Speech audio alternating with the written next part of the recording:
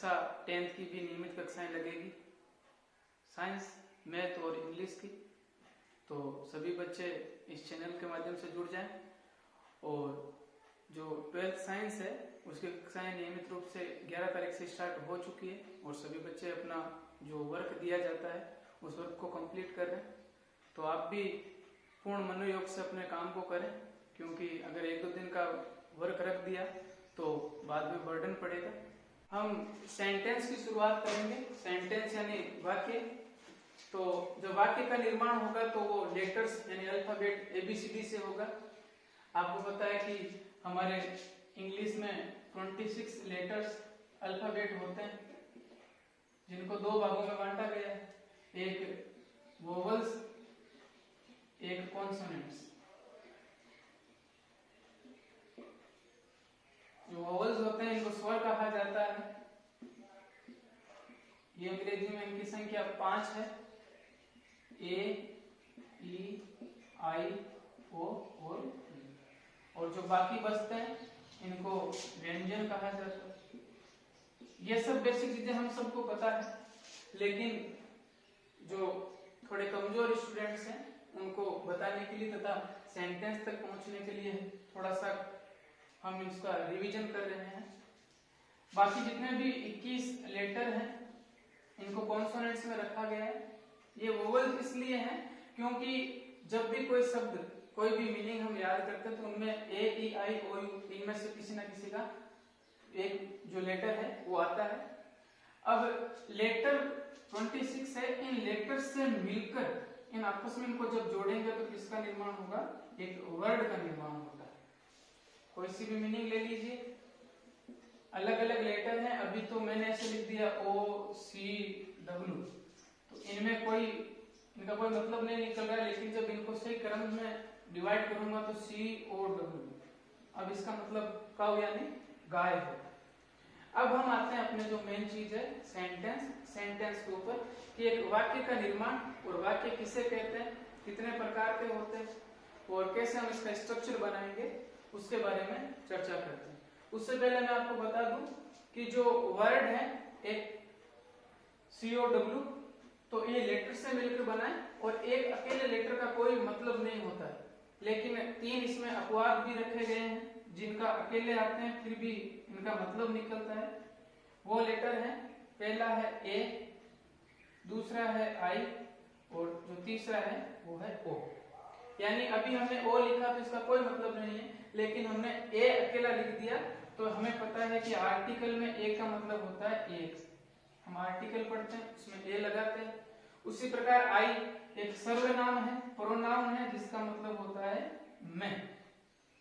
और लास्ट में जो O है, इस O का मतलब होता है संबोधन करने के लिए, किसी को पुकारने के लिए, जैसे है या फिर अरे। तो ये 3 जो अपवाद है कि जो लेटर होते हैं उनका अकेले का कोई मतलब नहीं होता है, मतलब इन 3 का होता है। A का मतलब एक, I का मतलब मैं, O का मतलब है या अरे, यानी किसी को संबोधित करने के लिए, संबोधन करने के लिए इनका प्रयोग किया जाता है। अब कई सारे जो लेटर हैं, इन लेटर से जो वर्ड बने हैं, वर्ड के माध्यम से हम एक सेंटेंस का निर्माण करते हैं। किस प्रकार एक सेंटेंस का निर्माण करते हैं प्लस एक वाक्य की क्या परिभाषा होती है, कितने प्रकार के होते हैं, उसके बारे में हम लिखते हैं। मैंने आपको बताया कि जो वर्ड है, वर्ड लेटर से बनते हैं। सबसे पहले लेटर पढ़े, लेटर से वर्ड का निर्माण हुआ। एक अकेले लेटर का कोई मतलब नहीं होता है, अपवाद मैंने आपको बता दिए थे कि A, I और O। अब एक से ज्यादा जो लेटर होंगे, ये एक से ज्यादा लेटर आपस में जब जुड़ेंगे तो किसका निर्माण हो रहा है? वर्ड का निर्माण हो रहा है। और अब एक से ज्यादा जो वर्ड होंगे, इन वर्ड्स के माध्यम से किसका निर्माण होगा? एक सेंटेंस यानी एक वाक्य का निर्माण किया जाएगा। तो सेंटेंस किसे कहते हैं, वाक्य किसे कहते हैं? अगर हम हिंदी में बात करें तो शब्दों का वह सार्थक समूह जिसका कोई मतलब निकलता है। अगर मतलब ना निकले तो हम उसको वाक्य नहीं कह सकते हैं। जैसे सोता मोहन पीता है। तो हम इसको वर्ड कह सकते हैं क्योंकि ये वर्ड है, लेकिन इसको एक सेंटेंस नहीं कहा जा सकता। क्यों? क्योंकि इस वाक्य ये जो वर्ड है, वर्डों का जो समूह है, इसका कोई भी मतलब नहीं निकल रहा है। लेकिन अगर मैं इसी को सही ढंग से लिखूं कि मोहन खाना खाकर पानी पीता है, अब हम इसको सेंटेंस कह सकते हैं क्योंकि इसका मतलब निकल रहा है। तो सेंटेंस की परिभाषा हुई कि शब्दों का वह समूह जिसका कोई मतलब नहीं, वही सेंटेंस कहलाएगा। हम अंग्रेजी में बात करें तो अंग्रेजी में सेंटेंस की क्या डेफिनेशन होती है वो मैं लिख रहा हूं। A sentence is a group of words. यहां तक क्या मतलब होगा? ए सेंटेंस यानी एक वाक्य क्या होता है? ए ग्रुप ऑफ वर्ड्स, शब्दों का एक समूह होता है। दैट, जिन शब्दों को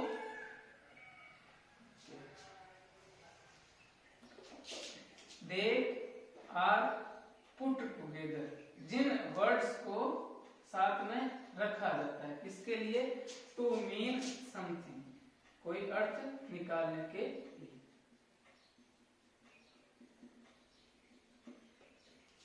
वापस बता रहा हूं, वाक्य की परिभाषा क्या होती है? A sentence is a group of words. एक जो वाक्य होता है क्या होता है? वर्ड्स का एक ग्रुप होता है। उसका डेटा, जिन वर्ड्स को किसके लिए? पुट टुगेदर, साथ में रखा जाता है। किस चीज के लिए?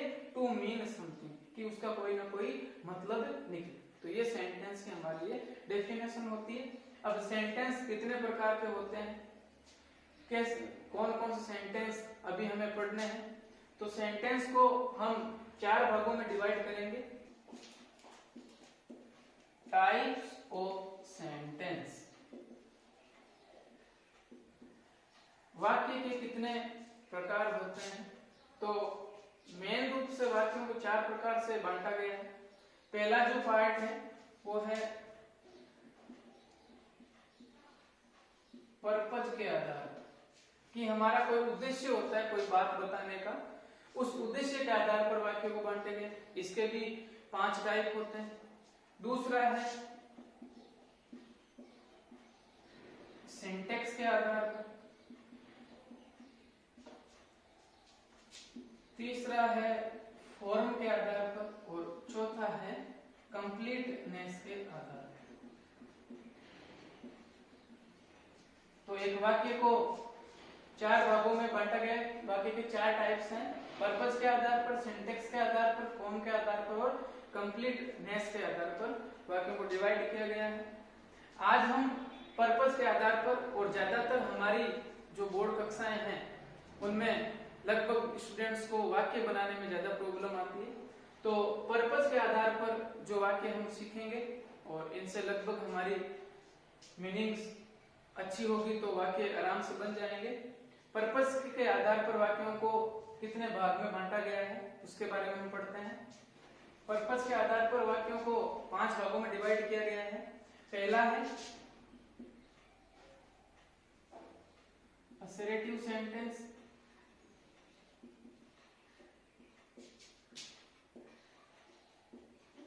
दूसरा है इंटरोगेटिव सेंटेंस, तीसरा है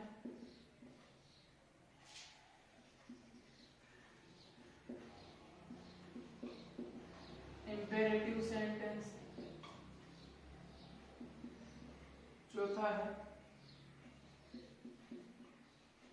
ऑप्टेटिव सेंटेंस, और जो अंतिम लास्ट है उसको कहा जाता है एक्सक्लेमेटरी सेंटेंस। ये पर्पस के आधार पर वाक्यों को डिवाइड किया गया है। Assertive sentence, interrogative sentence, imperative sentence, optative sentence और एक्सक्लेमेटरी सेंटेंस। हम इन वाक्यों के बारे में थोड़ा ध्यान देंगे और पढ़ेंगे कि किस प्रकार एक असर्टिव सेंटेंस का निर्माण होता है, किस प्रकार इंटरोगेटिव सेंटेंस का निर्माण होता है और बाकी अन्य जो सेंटेंस है उनका हम निर्माण कैसे करें। तो सबसे पहले हम असर्टिव सेंटेंस पढ़ेंगे। असर्टिव सेंटेंस क्या होता है? असर्टिव सेंटेंस का मतलब होता है कि एक ऐसा सेंटेंस जो हमें कोई इंफॉर्मेशन प्रदान करता है। हम कोई अपनी ओपिनियन, अपनी कोई राय रखते हैं उसके सेंटेंस के माध्यम से, वो असर्टिव सेंटेंस होता है। और ये हमें जो इसका जो अंत है, अंत में लास्ट में हम इसमें फुल स्टॉप का प्रयोग करते हैं, असर्टिव सेंटेंस होता है। तो असर्टिव सेंटेंस की डेफिनेशन के अंदर बात करें तो पहला है कि वह सेंटेंस जो कोई स्टेटमेंट बताता है, बनाता है, टू मेक स्टेटमेंट, कोई कथन कहने के लिए, बनाने के लिए। दूसरा है टू गिव इंफॉर्मेशन, कोई सूचना है आपके पास, वो देनी है। जैसे राम स्कूल जा रहा है, मैं खाना खा चुका हूं, तो कोई भी सूचना हम देते हैं तो वो असर्टिव सेंटेंस के माध्यम से दी जाती है। टू मेक ओपिनियन, कोई राय देने के लिए, अपना जो बात है उसको स्पष्ट करने के लिए। और अंत में असर्टिव सेंटेंस का मतलब होता है जिस सेंटेंस का जो एंड्स होता है, एंड्स विद फुल स्टॉप, कि इस सेंटेंस के लास्ट में फुल स्टॉप आएगा। इस सेंटेंस में साइन ऑफ इंटरोगेशन आता है, इसमें एक्सक्लेमेटरी का साइन आता है। तो जो असर्टिव सेंटेंस होगा उसके लास्ट में फुल स्टॉप आएगा। तो असर्टिव सेंटेंस की ये डेफिनेशन है कि जो सेंटेंस स्टेटमेंट देने के लिए, इंफॉर्मेशन प्रदान करने के लिए, कोई ओपिनियन, अपनी राय बताने के लिए, और जिसका जो अंत में लास्ट में हम फुल स्टॉप लगाते हैं, वह असर्टिव सेंटेंस होता है। अब असर्टिव सेंटेंस सबसे ज्यादा हमारे काम आते हैं। इस सेंटेंस में किस प्रकार इस सेंटेंस का निर्माण किया जाता है, हम उसके बारे में पढ़ेंगे। सबसे पहले बात करें तो जो असर्टिव सेंटेंस है इसके भी दो प्रकार होते हैं। तो पहला जो टाइप है, पहला जो प्रकार है उसको कहा जाता है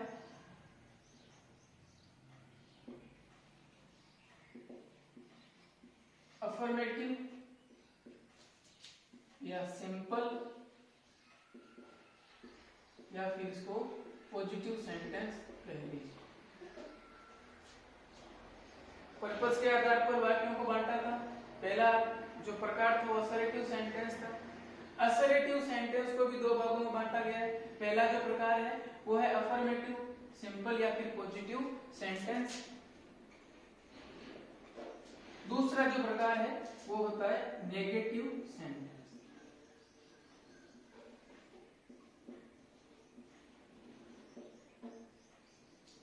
तो असर्टिव सेंटेंस के दो प्रकार हैं, अफर्मेटिव, सिंपल या पॉजिटिव सेंटेंस बोल दो, दूसरा है नेगेटिव सेंटेंस। अब हम अफर्मेटिव, सिंपल या पॉजिटिव का मतलब क्या होता है कि एक ऐसा वाक्य जो बात हमने कह दी वो एकदम दृढ़ता के साथ बोल दी। अब उसका हम उसमें कोई चेंजेस नहीं कर सकते, एक बार बोल दी इसका मतलब है कि दृढ़ता के साथ कही गई बात है, वो अफर्मेटिव या सिंपल सेंटेंस कहलाती है। नेगेटिव में ना नुकुर हो जाता है, यानी कि नहीं का प्रयोग, नोट का प्रयोग किया जाता है। किस प्रकार एक अफर्मेटिव सेंटेंस का निर्माण होता है उसके बारे में हम देखते हैं। तो सिंपल सेंटेंस यानी अफर्मेटिव एक ही है, कैसे इसका निर्माण होता है। एक सिंपल सेंटेंस या फिर अफर्मेटिव सेंटेंस का जब हम निर्माण करते हैं तो सबसे पहले इसका जो फॉर्मूला, सबसे पहले सब्जेक्ट आता है, उसके बाद में हेल्पिंग वर्ब, मेन वर्ब और ऑब्जेक्ट, इसका प्रयोग किया जाता है। एक सब्जेक्ट क्या होता है, हेल्पिंग वर्ब क्या होती है, मेन वर्ब क्या होती है और ऑब्जेक्ट क्या होता है, इसके बारे में हम विस्तारित रूप से समझेंगे, क्योंकि यहीं से हम वाक्य का निर्माण करेंगे। मैं साइड में सेंटेंस लिख रहा हूं।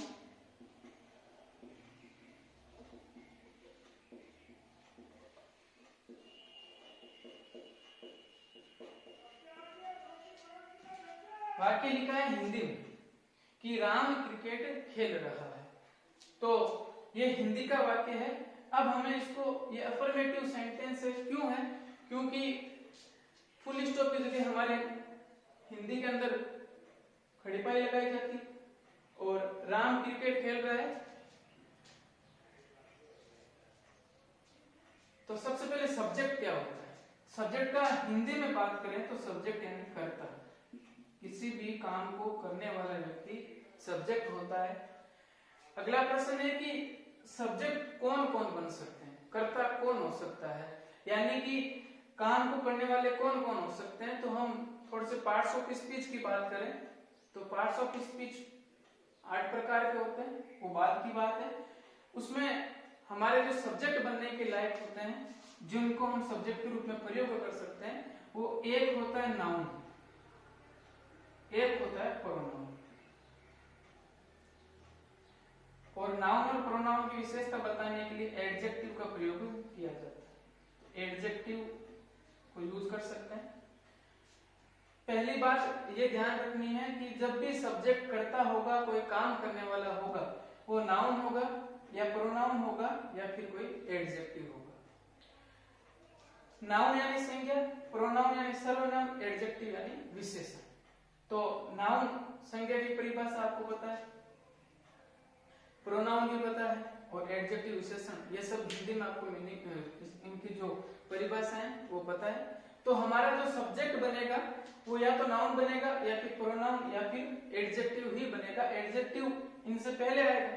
तो यानी मोटे तौर पर कहें तो नाउन और प्रोनाउन हमारा सब्जेक्ट बन सकते हैं, यानी काम को करने वाला जो होगा वो एक लिविंग थिंग होगी, सजीव चीज होगी, अगर एक्टिव वॉइस में बात करें तो ये नाउन और प्रोनाउन हमारे सब्जेक्ट बन सकते हैं।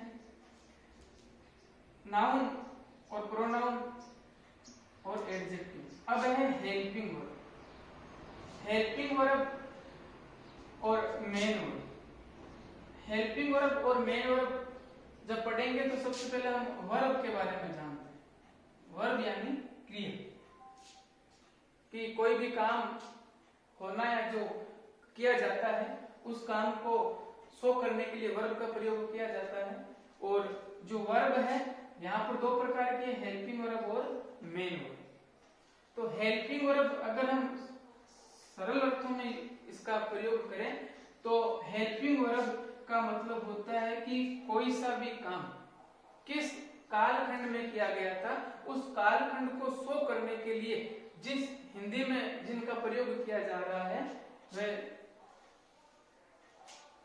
हेल्पिंग वर्ब होता है। यहाँ पर हम अपने स्तर पर बात करें तो रहा है, रही है, लास्ट में हिंदी पहचान लगती है, तो वही हेल्पिंग वर्ब का काम करते हैं। तो यहाँ पर रहा है यानी कि जो काम है वो भी काम की क्या स्थिति है उसको शो करने के लिए हेल्पिंग वर्ब। और मेन वर्ब होती है मुख्य क्रिया, कि सब्जेक्ट है वो कौन सा काम कर रहा है। यहाँ पर वाक्य में लिखा राम क्रिकेट खेल रहा है, तो हम अपने शब्दों में बात करें तो मेन वर्ब कैसे पकड़ने, तो खुद को प्रश्न पूछ सकते हैं। लास्ट में जो हिंदी पहचान लगी हुई है उसके आगे एक प्रश्न लगाकर कि किसकी क्रिया हो रही है, किसकी क्रिया होती है, किसकी क्रिया हो चुकी है।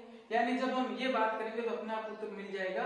तो यहाँ पर है राम क्रिकेट खेल रहा है, तो यहाँ पर हमने प्रश्न पूछा किसकी क्रिया हो रही है, तो लास्ट में हमें आंसर मिला खेलने की। तो वर्ब की पहचान होती है कि जिस शब्द के पीछे ना लगता है, जिस भी,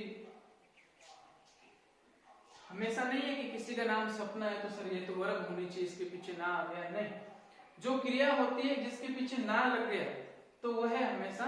जैसे यहाँ पर देखो खेलना, तो खेलना है ये एक वर्ब है, तो इसको कहा गया मेन वर्ब, मुख्य क्रिया खेलना है।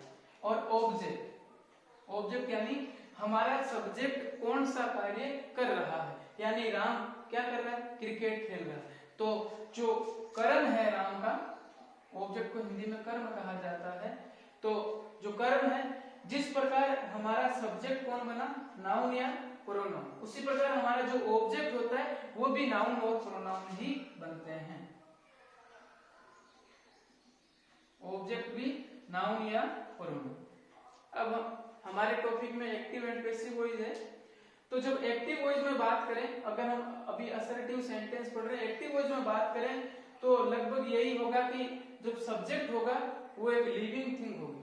लिविंग थिंग का मतलब एक जीवित प्राणी, और जो हमारा ऑब्जेक्ट होगा तो वो नाउन या प्रोनाउन, प्रोनाउन तो नाउन या प्रोनाउन होगा।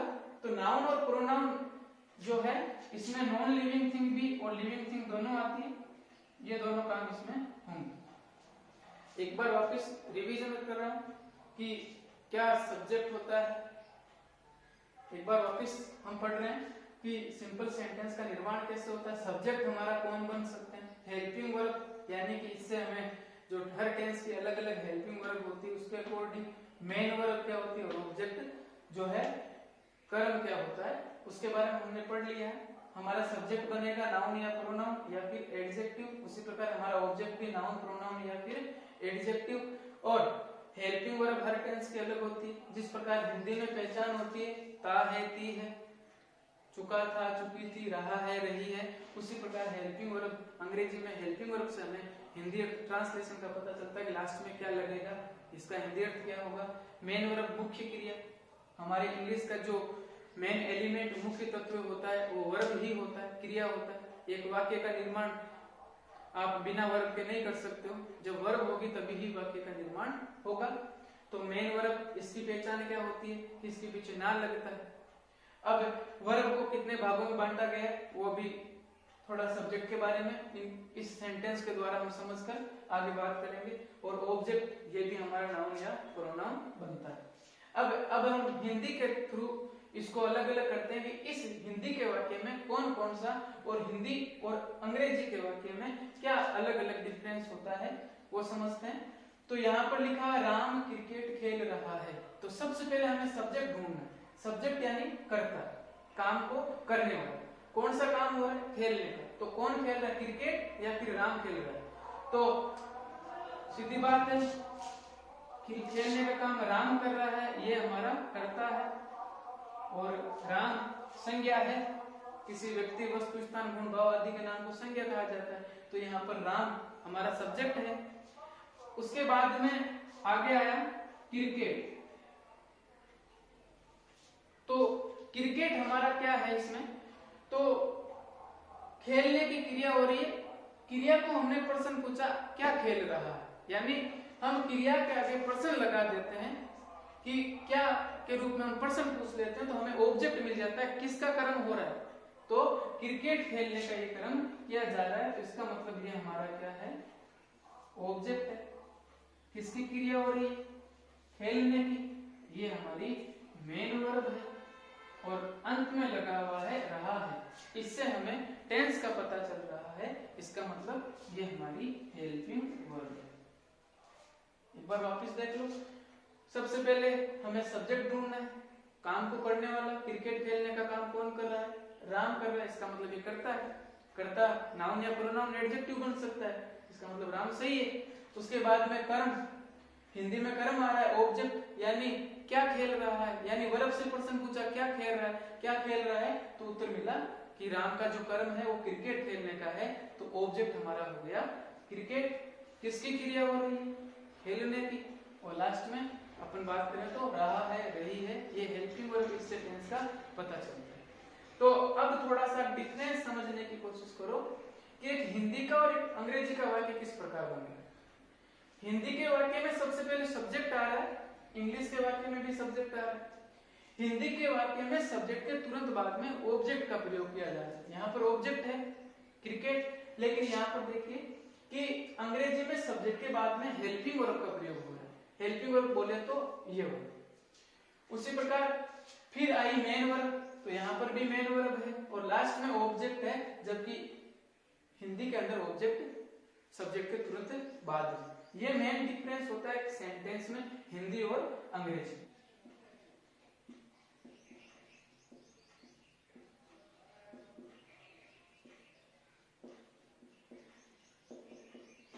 वाक्य लिखा है वह एक किताब लिख रहा है। अब ये हिंदी का वाक्य, हिंदी में देखो सबसे पहले सब्जेक्ट आता है, फिर ऑब्जेक्ट आता है, फिर मेन वर्ब, फिर हेल्पिंग वर्ब।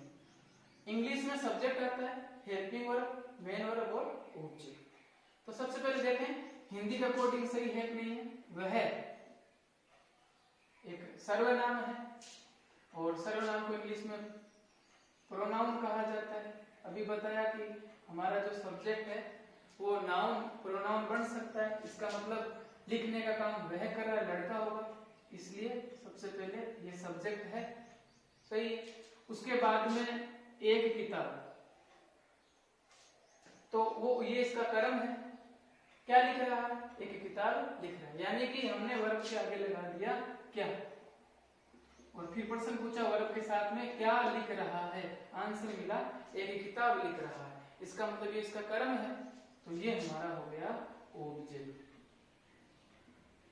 अगला प्रश्न पूछा जो हिंदी पहचान आती है उसके आगे लगा दो क्या, या किसकी किसकी क्रिया हो रही है, तो आंसर मिला लिखने की। तो वर्ब की पहचान लास्ट में ना लगता है, किसकी क्रिया हो रही है, लिखने की, इसका मतलब है ये हमारी क्या है मेन वर्ब। और इससे हमें समय का पता चल रहा है कि ये कौन से समय में काम हो रहा है, हो रहा था, तो रहा है यानी अभी काम कंटिन्यू जारी है, इसका मतलब ये हेल्पिंग वर्ब के रूप में है। तो देख लीजिए हिंदी में वाक्य इसी प्रकार बनता है, सबसे पहले सब्जेक्ट, ऑब्जेक्ट, मेन वर्ब और हेल्पिंग।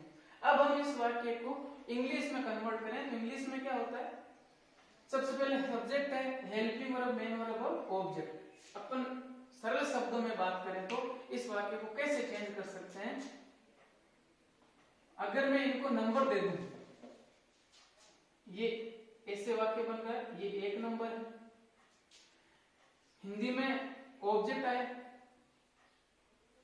अब हमें इंग्लिश में बनाना है, तो हम इंग्लिश के अकॉर्डिंग चलेंगे कि ये हिंदी का वाक्य है। अब इंग्लिश में क्या होता है, सबसे पहले सब्जेक्ट होता है, फिर हेल्पिंग वर्ब, तो हेल्पिंग वर्ब सबसे लास्ट में, तो हम इधर से स्टार्ट हो जाएंगे। एक नंबर तो अपनी जगह ही, सब्जेक्ट तो सबसे पहले आता दोनों में, दूसरी जगह आता है अंग्रेजी में हेल्पिंग वर्ब, तो हेल्पिंग वर्ब है लास्ट में रहा है, इसका मतलब ये 2 नंबर पर आएगा। 3 नंबर पर आती है मेन वर्ब, किसकी क्रिया हो रही, लिखने की, लास्ट में आता है ऑब्जेक्ट, क्या लिख रहा है, एक किताब। यानी हम सरल शब्दों में बात करें तो सब्जेक्ट को अपने स्थान पर रहने दो, और बाद में बाकी अगर अंग्रेजी में ट्रांसलेशन करना है तो पीछे से स्टार्ट हो जाएंगे, तो हमारा सेंटेंस बन सकता है। कैसे हम वाक्य बनाते हैं, वह एक लड़का है, लड़के के लिए प्रोनाउन जो यूज किया जाता है वो है ही, उसके बाद में रहा है, रही है, 2 नंबर पर हेल्पिंग वर्ब आएगी, तो हेल्पिंग वर्ब रहा है, रही है, ये हिंदी पहचान होती है प्रेजेंट कंटिन्यूअस, यानी कि इसकी हेल्पिंग वर्ब होती है इज, आर और एम। तो यहां पर सब्जेक्ट को देखते हुए हमें हेल्पिंग वर्ब लगानी है, तो ये एक लड़के के लिए यूज किया जाता है और ही एक वचन है, इसलिए हेल्पिंग वर्ब प्रयोग होगी इज, क्योंकि किसी भी टेंस की अगर हेल्पिंग वर्ब डबल होती है तो एक हेल्पिंग वर्ब पीछे एस लिखा हुआ होता है, यानी एस फॉर सिंगुलर, सिंगुलर यानी एक वचन, और बहुवचन को प्लूरल कहा जाता है। तो अगर किसी भी टेंस की हेल्पिंग वर्ब डबल होती है तो प्रत्येक हेल्पिंग वर्ब के पीछे एस लिखा हुआ होगा, अगर डबल है तो प्रेजेंट और पास्ट में।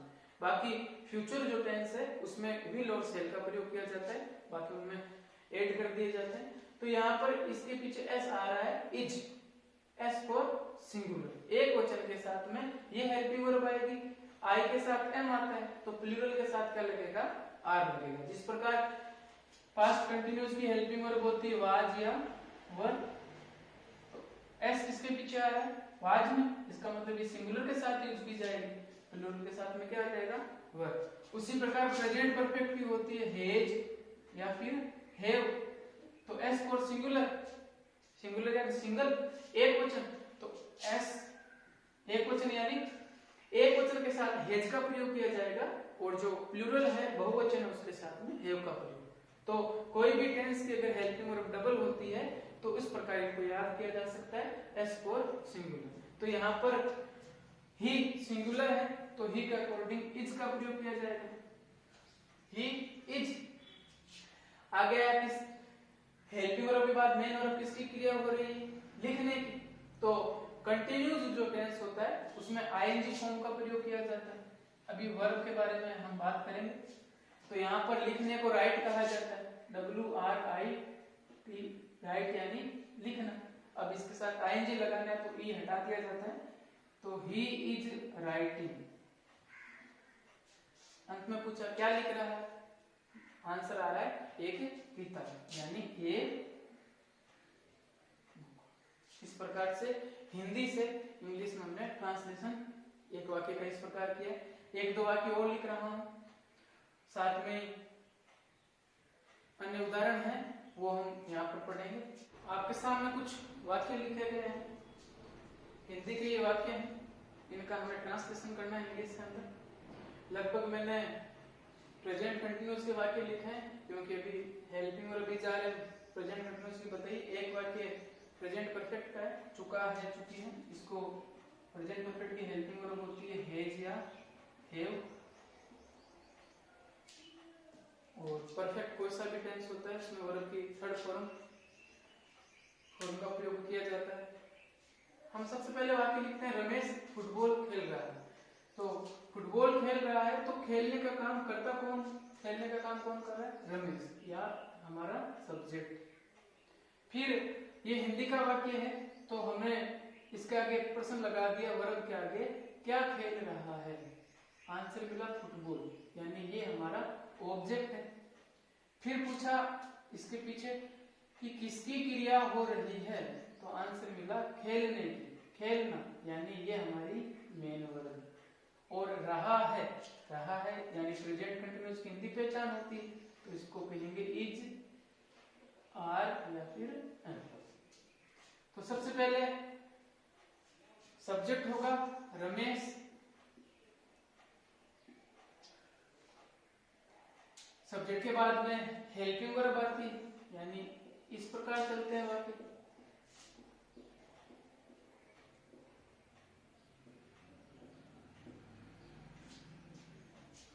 सबसे पहले रमेश आ गया।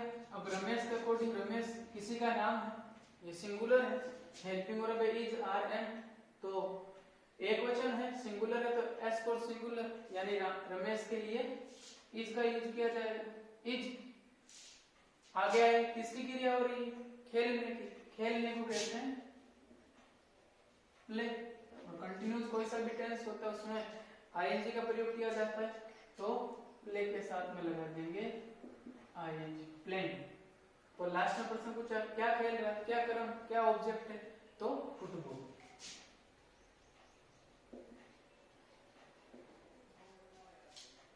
अगला वाक्य देखते हैं, वह पढ़ा रहा है। वह क्या पढ़ा रहा है? हमें आंसर नहीं मिल रहा है, इसका मतलब है कि हमारे इसमें इस वाक्य में कहीं पर भी ऑब्जेक्ट नहीं, बस इतना है, पढ़ा है। क्या पढ़ा रहा है? क्या कर्म, पढ़ाने का कार्य कर रहा है, लेकिन क्या पढ़ा रहा है, कौन सा सब्जेक्ट पढ़ा रहा है, इसके बारे में कहीं मेंशन नहीं है, इसका मतलब इसमें ऑब्जेक्ट नहीं। तो सबसे पहले सब्जेक्ट, किसकी क्रिया हो रही है? पढ़ाने की। ऑब्जेक्ट आना चाहिए लेकिन है ही नहीं, तो ये हमारा हो गई हमारी मेन वर्ब। और रहा है टेंस का पता चल रहा है, तो इज, आर, एम। यहाँ पर ऑब्जेक्ट नहीं है, पता चल गया होगा क्यों नहीं है, क्योंकि इसमें क्या पढ़ा रहा है वह आंसर नहीं मिल रहा है। जब हम वर्ब के आगे, मेन वर्ब के आगे क्या लगा देते हैं, प्रश्न पूछते हैं, जो उत्तर मिलता है वही हमारा ऑब्जेक्ट होता है। जैसे इसमें उत्तर मिल रहा है, क्या खेल रहा है? उत्तर मिला फुटबॉल, इसका मतलब ये हमारा ऑब्जेक्ट है। इसमें आगे लगाया, पढ़ाने के आगे लगाया, क्या पढ़ा रहा है? कोई उत्तर ही नहीं। अगर उत्तर होता तो मान लेते हैं यहाँ पर अंग्रेजी पढ़ा रहा है, तो यहाँ पर इंग्लिश लिखा हो। अब क्या पढ़ा रहा है? तो ऑब्जेक्ट हो गया इंग्लिश, लेकिन यहाँ नहीं लिखा हो तो ऑब्जेक्ट है ही नहीं। तो सबसे पहले सब्जेक्ट लड़का है, क्योंकि रहा है लगा हुआ, इसलिए सबसे पहले ही। वह सिंगुलर होता है तो इज, पढ़ाने को टीच कहते हैं, PEACH, लेकिन कंटिन्यूस है तो साथ में आईएनजी, ही इज टीचिंग। अगला है मैं उपन्यास लिख चुका हूं। तो मैं उपन्यास लिख चुका हूं, वापस वही है, सब्जेक्ट है। लिखने का काम किसने किया? मैंने किया। सर्वनाम है मैं, यानी मैं को इंग्लिश में कहते हैं आई। अब हमें यहाँ ऑब्जेक्ट है, कैसे पता चला? प्रश्न पूछ लिया, क्या लिख चुका हूं? आंसर मिल रहा है उपन्यास। ये मेरा कर्म है, यानी ये हमारा ऑब्जेक्ट। किसकी क्रिया हो चुकी है? हिंदी पहचान लगती है, उसके आगे क्या लगा दो और उसको ई की मत लगा दो, चुका के जगह चुकी। किसकी क्रिया हो चुकी है? तो आंसर मिला लिखने की, यानी ये हमारी मेन वर्ब है। और इससे हमें टेंस का पता चल रहा है, ये हमारी हेल्पिंग है। वाक्य कैसे बनेगा? सबसे पहले सब्जेक्ट है आई। आई होता सिंगुलर है, लेकिन इसको प्लूरल माना गया। इसके साथ प्लूरल हेल्पिंग वर्ब का प्रयोग किया जाता है। एक टेंस को छोड़ दे तो वो टेंस है पास्ट कंटिन्यूस, जिसमें आई के साथ वाज का प्रयोग किया जाता है। बाकी हर टेंस में आई को सिंगुलर प्लूरल माना गया है और प्लूरल हेल्पिंग वर्ब ही यूज की जाती है। इसलिए एस फॉर सिंगुलर, इसलिए आई के साथ हैव आएगा, नहीं कि हैज। I have. उसके बाद में सब्जेक्ट के बाद में आगे आ जाओ मेन वर्ब। तो किसकी क्रिया हो चुकी है? लिखने की। लिखने को कहते हैं राइट। और परफेक्ट कोई सा भी टेंस होता है उसमें हमेशा वर्ब की थर्ड फॉर्म यानी कि पास्ट पार्टिसिपल फॉर्म का प्रयोग किया जाता है। तो राइट की फर्स्ट फॉर्म होती है राइट, सेकंड रोट, थर्ड होती है रिटन। तो यहां पर हमें थर्ड फॉर्म चाहिए, तो आई हैव रिटन।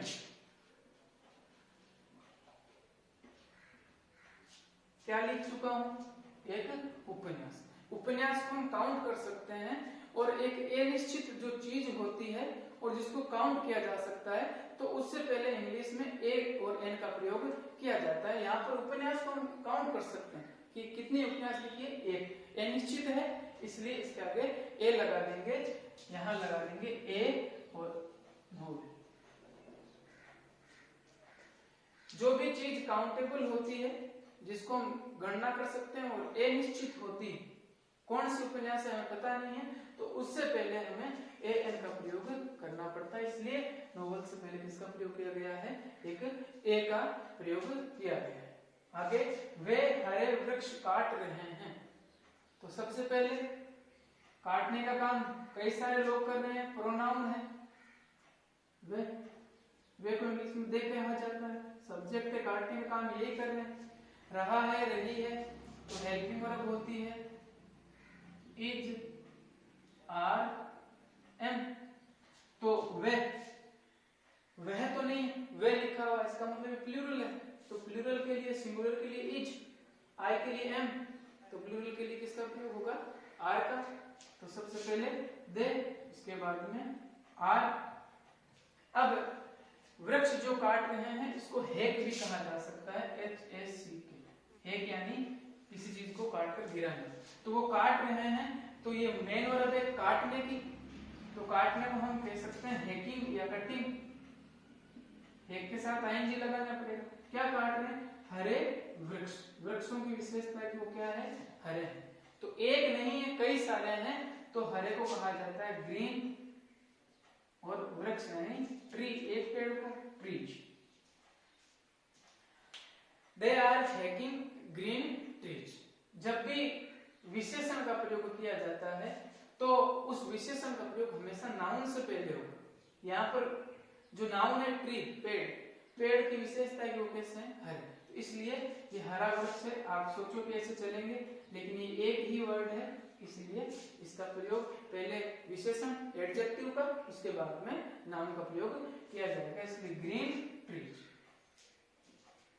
आगे, वह गाना गा रही है। वह गाना गा रही है, तो वह लड़की होगी, तभी तो रही है लगा है। तो सबसे पहले आएगा सब्जेक्ट। गाने का काम लड़की कर रही है, लड़की को कहा जाता है सी। उसके बाद में हेल्पिंग वर्ब का प्रयोग किया जाता है, रहा है, रही है, प्रेजेंट कंटिन्यूअस है, इज, आर, एम। तो वह सिंगुलर है, तो एस फॉर सिंगुलर यानी कि इज। किसकी क्रिया हो रही है? गाने की, तो गाने को कहते हैं सिंग, लेकिन कंटिन्यूज है तो इसके साथ यूज किया जाएगा सिंगिंग। क्या गा रही है? गाना। गाना कितने, एक गाना, इसलिए ए सॉन्ग काउंट कर सकते हैं। She is singing a song, वह एक गाना गा रही है। तो आशा करता हूँ कि थोड़ा बहुत आपको ये समझ में आएगा कि सब्जेक्ट क्या होता है, हमारा सब्जेक्ट कौन बन सकता है, हमारा ऑब्जेक्ट कौन बन सकता है। हिंदी और अंग्रेजी के वाक्य में जो सिंपल सेंटेंस अफर्मेटिव सेंटेंस होते हैं उनके ट्रांसलेशन में किस चीज का फर्क होता है वो आपको थोड़ा समझ में आएगा। हम थोड़े और वाक्य देखते हैं। उन वाक्यों को देखने से पहले मैं थोड़ी आपको वर्ब के बारे में बता देता हूँ कि एक वर्ब है, एक तो बी की वर्ब हमारे ज्यादा काम आती है, और वर्ब को कितने पार्ट में डिवाइड किया गया है उसके बारे में हम थोड़ा पढ़ लेते हैं। साथ में ही जो हमारे अफर्मेटिव सेंटेंस है वो चलाते रहेंगे।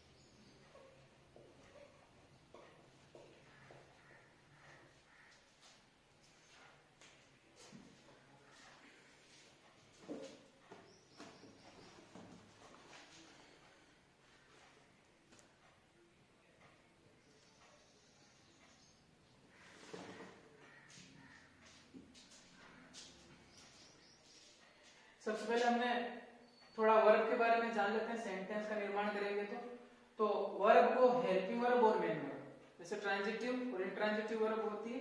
अभी हम ट्रांसलेशन सीख रहे हैं तो हम हेल्पिंग वर्ब और मेन वर्ब के द्वारा हम वर्ब को समझने का प्रयास करते हैं कि वर्ब को 5 फॉर्म में डिवाइड किया गया है। फर्स्ट फॉर्म, सेकंड फॉर्म को, फर्स्ट फॉर्म को प्रेजेंट फॉर्म कहा जाता है, second form past form, third form होती है इसको पास्ट पार्टिसिपल फॉर्म, चौथी जो फॉर्म होती है इसको प्रेजेंट पार्टिसिपल फॉर्म कहा जाता है, और लास्ट जो पांचवी फॉर्म होती है इसको प्रेजेंट फॉर्म। तो देखो प्रेजेंट फॉर्म दो जगह दिखाई दे रही है, एक यहाँ पर है, एक पांचवी फॉर्म भी प्रेजेंट फॉर्म के रूप में। तो वर्ब को हम 5 भागों में बांट दिया है और हम एक वर्ब का अध्ययन करेंगे जिससे समझेंगे कि इन वर्ब में अंतर क्या है, क्योंकि यहाँ पर पहली फॉर्म है वो भी प्रेजेंट फॉर्म है और 5 फॉर्म है वो भी प्रेजेंट फॉर्म। तो इन दोनों में अंतर किस बात का है, कल हम बी की फॉर्म के बारे में पढ़ेंगे। आज के लिए इतना ही, धन्यवाद।